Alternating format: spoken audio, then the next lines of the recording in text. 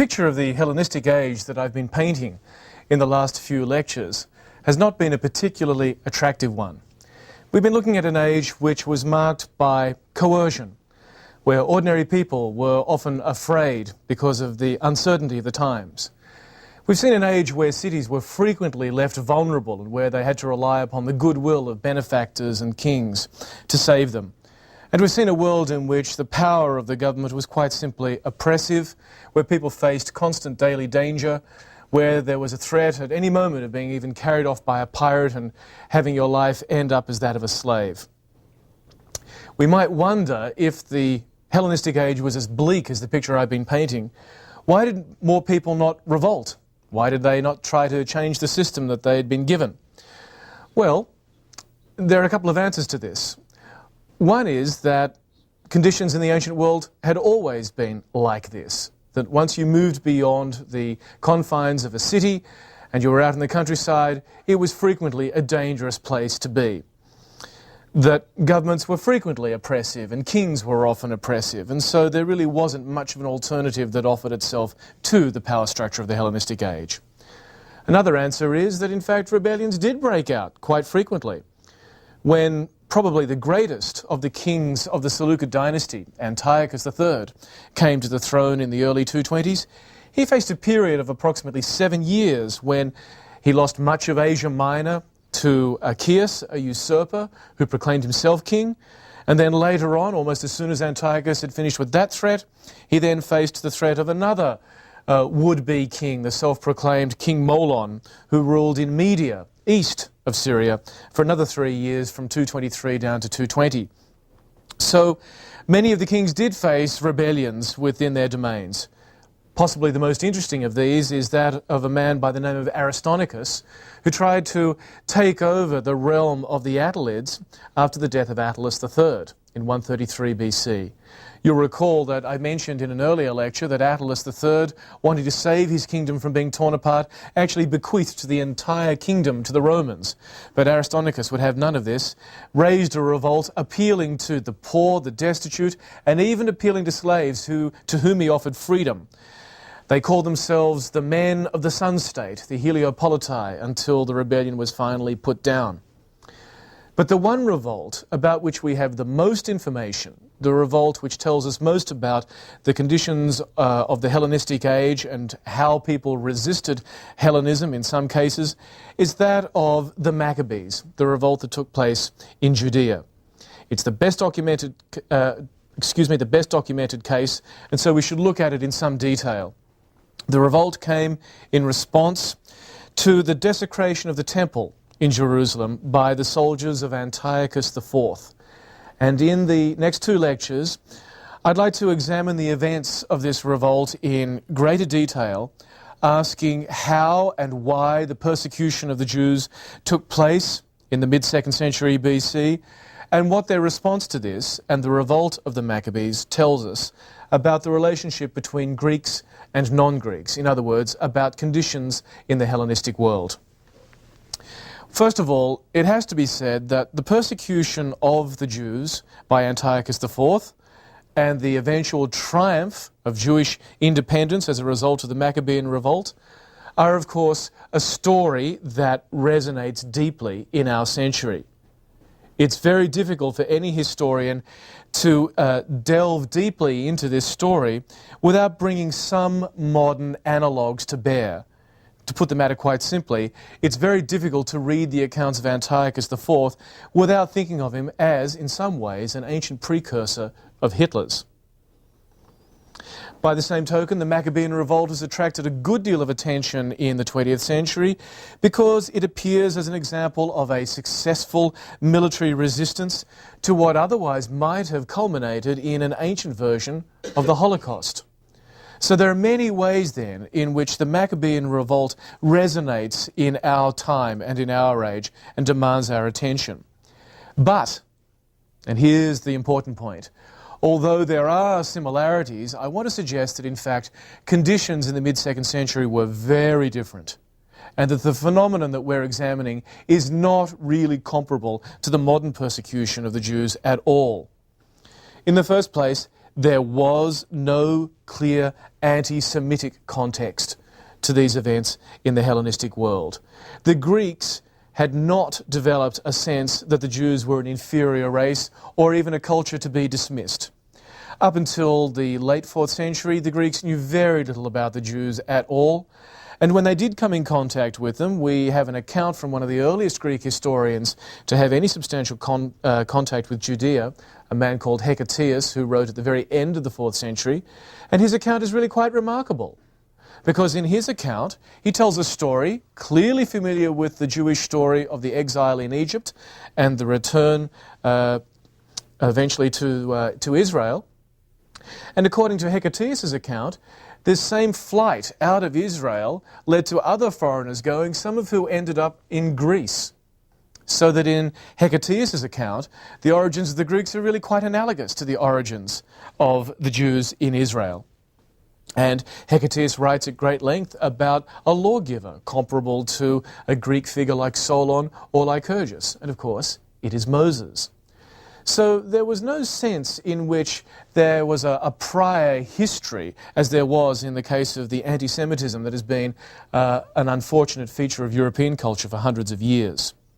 There was no ancient scientific theory that ever posited, in the worst way of the Nazis, that the Jews were biologically inferior to any other people, certainly not the Greeks.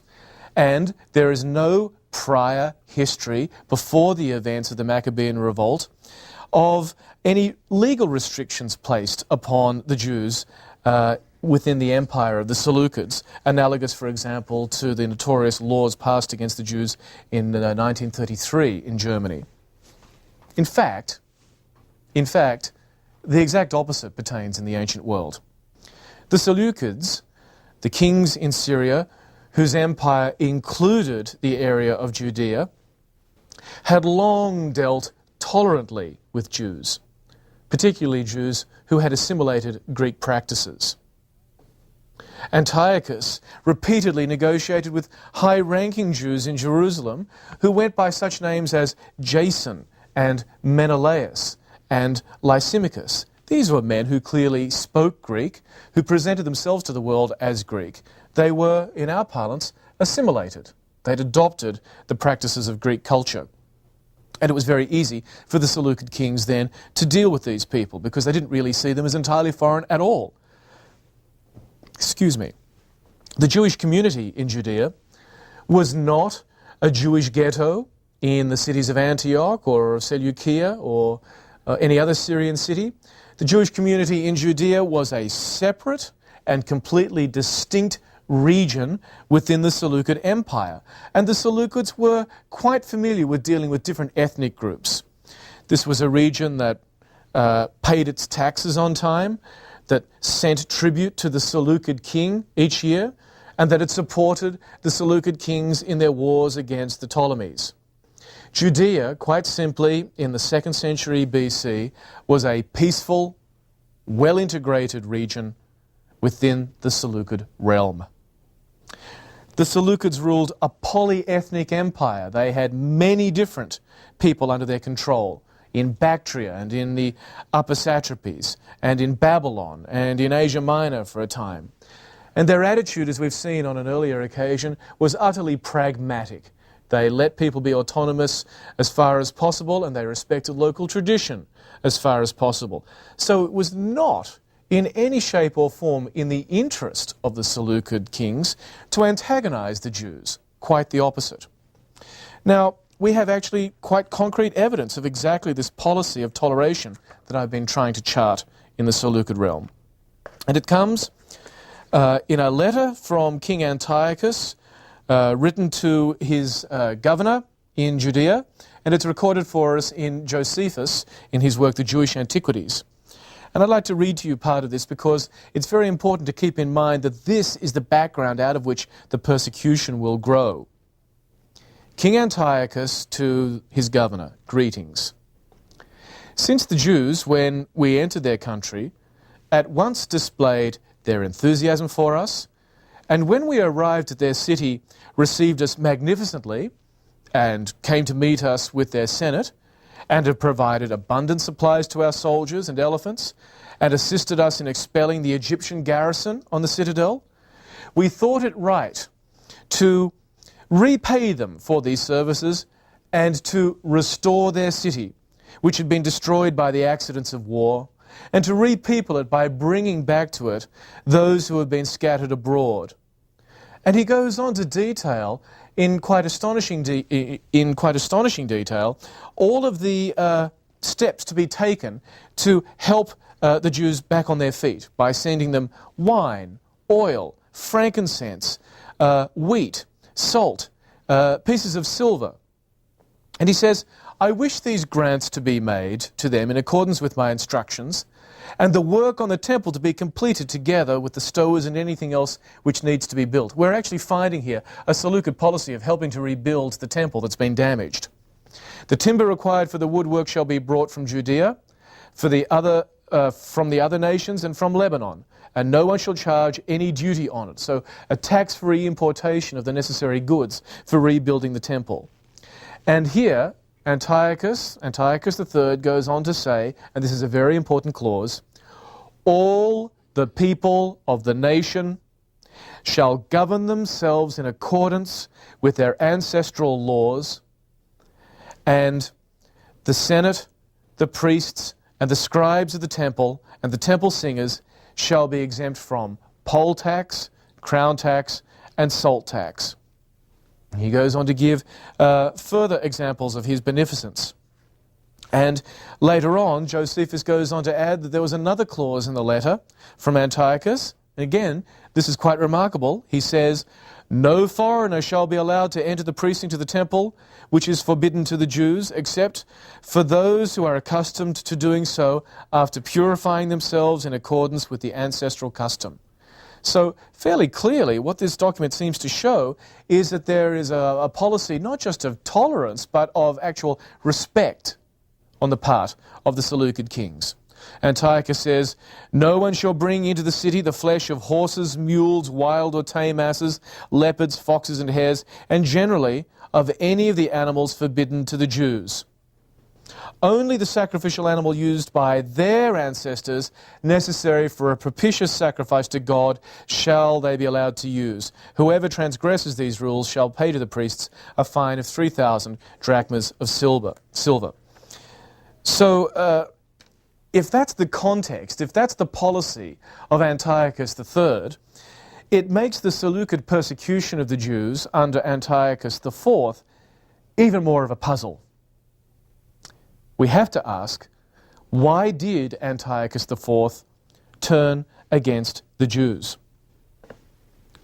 Why did he turn against them? And what does the conflict between the two sides reveal about the relations between Greeks and non-Greeks in the Hellenistic world? Well, the oldest interpretation of Antiochus's policy is that Antiochus saw himself as a champion of Hellenism, which he intended imposing on his entire empire. In other words, his father's policy had been absolute toleration. One man turns around and says, we're going to change that, and instead we're going to impose Hellenism on the entire kingdom. The justification for this view goes back to one of the Jewish texts dealing with the revolt, the first book of Maccabees. And in the first book of Maccabees, we read that the king issued a proclamation to his whole kingdom that all were to become a single people and each was to renounce his own particular customs. So here we have in 1 Maccabees, and I'm reading verbatim, the king then issued a proclamation to the whole of his kingdom that they should all form one people and they should give up their own customs. And the author of 1 Maccabees goes on to say, all the nations acquiesced in this royal edict. Many Israelites accepted his worship and sacrificed to idols and profaned the Sabbath. The king also sent letters by messenger to Jerusalem and the cities of Judea that they should follow customs alien to their land, banish holocausts, sacrifices and libations from the sanctuary, and profane the Sabbaths and festivals, defile the sanctuary and the holy men, build altars and enclose and sacred enclosures and idols' temples, sacrifice pigs and unclean animals, leave their sons uncircumcised, defile themselves with every kind of impurity and abomination so as to forget the law and change all their ordinances. And he goes on to talk about the further desecrations that took place as a result of this change in policy, so that on one particular day or one particular month, the first book of Maccabees records that they built the abomination of desolation on the altar. And in the cities of Judea around, they built altars and offered incense at the doors of houses in the streets. Any books of the law that they found were torn up and burnt. So this is a radical change of policy, with each of the various states within the Seleucid realm having to abandon its ways, and particularly the Jews being afflicted by this persecution. This explanation, of course, requires a remarkable about-face in Seleucid policy, because the original Seleucid policy, as we've seen, had been one of toleration. We've already read in great detail Antiochus III expressly confirming the rights of the Jews.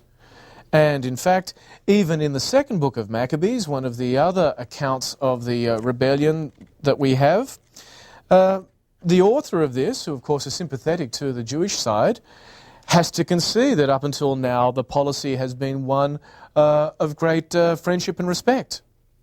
Second Maccabees says, while the holy city lived in perfect peace, and the laws were strictly observed because of the piety of the high priest Onias and his hatred of evil, the kings themselves honoured the place and glorified the temple with the most magnificent gifts.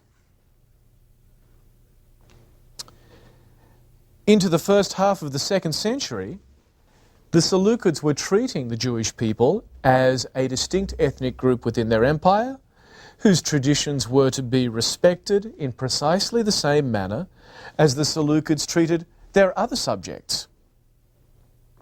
So the abrupt change in policy is very hard to understand.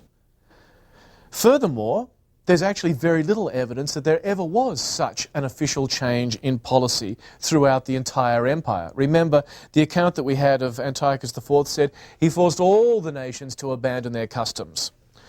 But there doesn't seem to be evidence that's supporting this. Local coinage throughout the empire continued to use local symbols and local types. It wasn't as if suddenly everyone started minting a Hellenistic Greek-style coinage. Throughout the other parts of the Seleucid realm, in Uruk and in Babylon, in Mesopotamia, there are no changes in the records or in the documentation to show any kind of sudden adoption of Hellenistic manners and practices. Across the Seleucid realm, the record after 167 BC reveals a continuation of exactly the same local and indigenous practices, local and indigenous cults. The same titles are being used as before 167 BC. So there's very little evidence to confirm this idea of a sudden proclamation of the enforced Hellenization of the entire Seleucid realm, and it's not a policy that would appear to make terribly much sense anyway.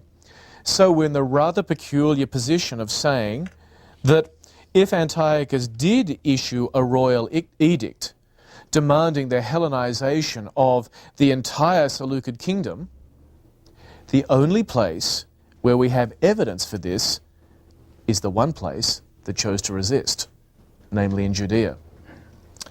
And this, of course, has led many people to suspect that the royal edict that we have in Maccabees is either a fiction or at least very different from whatever the king actually decreed. Some scholars have argued that what we really have here is an attempt by Antiochus not to impose Hellenism uniformly across his kingdom, but to foster a ruler cult in Jerusalem. And certainly we've seen good evidence before of the Hellenistic kings encouraging that kind of worship. According to this theory, Antiochus wished to be worshipped as the incarnation of Zeus Olympios, the father of the gods. But this explanation too, I think, falls short of the mark. Antiochus encouraged the worship of many gods, and he even presented himself as a god made manifest He took on the title of Epiphanes, the god right here. But the practice of all the Hellenistic kings, as we've seen, was to graft this onto existing religious systems, or to encourage it among subjects who shared the outlook of the Greeks. The idea of suddenly going in, desecrating the temple, and erecting a statue of yourself as Zeus is one that is difficult to reconcile with this policy. So we've got on the one hand a long tradition of flexibility and of respect, and then we have a rather heavy-handed attack on the temple. How do we reconcile this? The Maccabean interpretation sees the persecutions by Antiochus as evidence for a clash of cultures, Greeks versus Jews. And most of the treatments that you will read of this will concentrate on only these two elements. But I'd like to suggest to you that a better way of understanding the Maccabean revolt is to think of other conflicts that lay beneath the surface of the simple Greek versus Jew. These other conflicts involve Jews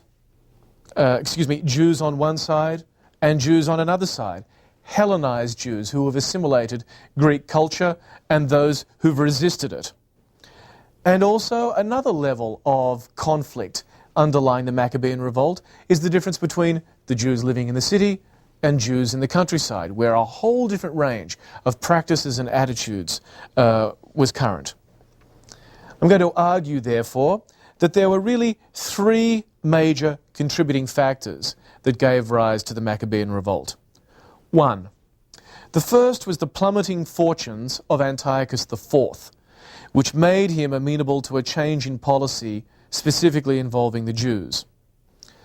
Two, the second contributing factor was a power struggle within the ranks of the leading families in Jerusalem, nearly all of whom had Hellenized, had assimilated.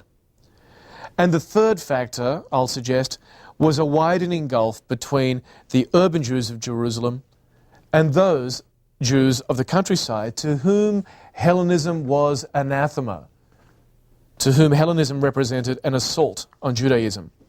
And I'll argue it's this volatile mixture of city versus country, Hellenized versus Orthodox, Greek versus Jew, and particularly the circumstances of Antiochus's rule that led to the persecution of the Jews in 168 and 167, and the Maccabean revolt that broke out immediately thereafter. So, let's start to work our way progressively through these different factors. First of all, Antiochus IV found himself in a difficult situation. The Seleucid realm in the generation before his coming to the throne had suffered a series of serious setbacks. In 189 BC, you may recall at the Battle of Magnesia in Asia Minor, the Romans had defeated Antiochus. Remember, they had been coming east. And in the following year, in 188 BC, the Syrian king Antiochus III had to sign a peace treaty at Apamea, which essentially gave up all of the Seleucid territory in Asia Minor. We have an account of the conditions of this peace treaty, the Peace of Apamea in 188, and the terms of this peace treaty would have crippled anyone with power less than Antiochus III, and it is really quite astonishing that the Seleucid realm managed to survive it. Because as a result of their military defeat at the hand of the Romans and of the treaty they signed the following year, Antiochus was forced to pay a crushing indemnity of 10,000 talents to be paid over 10 years in annual installments of 1,000 talents, enough to cripple any other kingdom in the Hellenistic world. In addition to this, he was forced to hand over hostages, he was forced to cede land to King Eumenes, and Seleucid power in Asia Minor evaporated overnight. Virtually all holdings north of the Taurus Mountains, all of what we would call modern-day Turkey, ceded at one blow. So this was a devastating defeat to the power of the Seleucids, as they lost virtually all of their western holdings. In 168 BC, shortly after Antiochus IV had come to the throne, He embarked on a campaign against young Ptolemy in Egypt, where he was met by a Roman magistrate by the name of Caius Popilius Linus. And I want to read you the details of the exchange between these two, because it is a most astonishing moment which will advertise the arrival now of Roman power in the Eastern Mediterranean, and will help to explain something of the mindset of Antiochus IV because of the crushing defeat that he now faced. Not a military defeat like his father's, Antiochus III, but a diplomatic defeat. The details are amazing. When Antiochus IV had advanced against Ptolemy VI in order to take control of Pelusium, which is essentially the Gaza Strip, he was met by the Roman commander Caius Popilius Linus. The king greeted him by voice from a distance and offered him his right hand. But Popilius presented to him the tablet that he had in his hand, which contained the Senate's decree. So it's a lovely theatrical moment. The king puts out his hand, and instead of receiving the hand of the Roman magistrate, the Roman hands him a scroll and says, "Read this." And Linus asked Antiochus to read it first before he would even shake his hand. In my opinion, writes this historian, he did not want to display any mark of friendship before finding out the intentions of the recipient, whether he was a friend or an enemy. So this is really a standoff, a diplomatic standoff between them.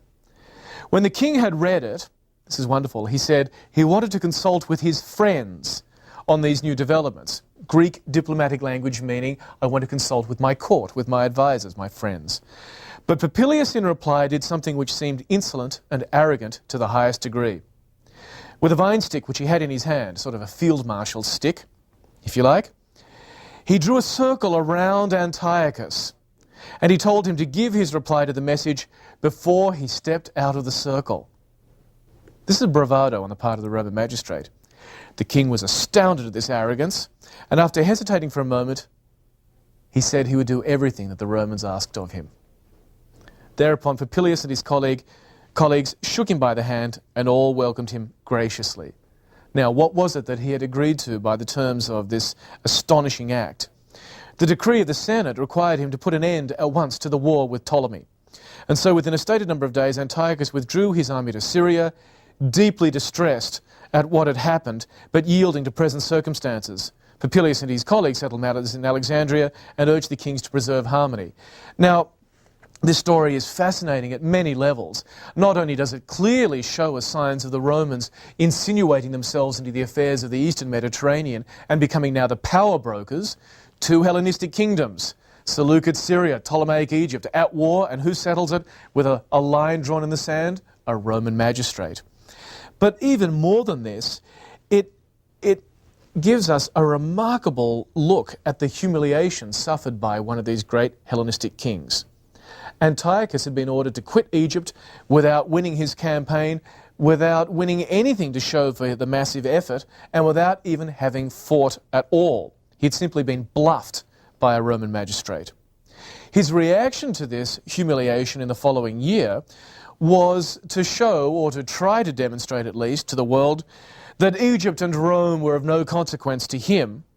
And so he mounted an extraordinary demonstration of his power back in Antioch, imitating the grand procession of Ptolemy Philadelphus that I described to you in an earlier lecture. Here, once again, a parade with all the wealth of a great Hellenistic kingdom on display. 50,000 men in armour, the full Seleucid army. They may not win a battle in Egypt, but at least they could look good turned out on parade. 800 cadets wearing gold crowns. 1,000 cattle for sacrifice, statues of the gods, of heroes, of nymphs, gold and silver plate and vessels, a great display just like that of Ptolemy. It was a display that said he hadn't suffered any kind of setback at all. But of course, the reality was exactly the opposite. Within a generation, the Seleucids had lost all of their wealthy western realms, and they'd been bluffed by a solitary Roman commander and had failed in their attempt to conquer Egypt. This is the setting now that will lead to and overlap with the persecution of the Jews and the Maccabean Revolt.